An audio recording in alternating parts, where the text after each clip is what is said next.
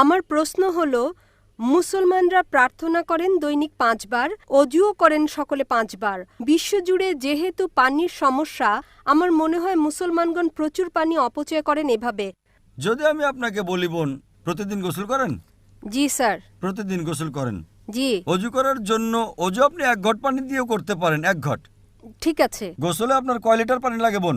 কখনো মাপিনি। একটা আনুমানিক 1 বালতি তো লাগেই। জি। এই 1 বালতি পানি মানে 20-25 লিটার।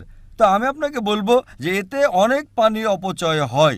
তাই আপনি বোন দৈনিক গোসল না করে শুধু মাসে 1 বার গোসল করবেন, মানবেন এটা? না। আপনি বলবেন ভাই আমাকে পরিষ্কার পরিচ্ছন্ন থাকতে হবে। আপনি যেমন প্রতিদিন পরিষ্কার থাকতে চান, তেমনিভাবে আমরা মুসলিমরাও নামাজ পড়ার আগে আমরা চাই যে পবিত্র হয়ে উপস্থিত হই। তার সাথে আমরা গোসলও করি। আল্লাহ সুবহানাহু ওয়া তাআলার হুকুম সূরা মাইদা সূরা নম্বর 5 আয়াত নম্বর 6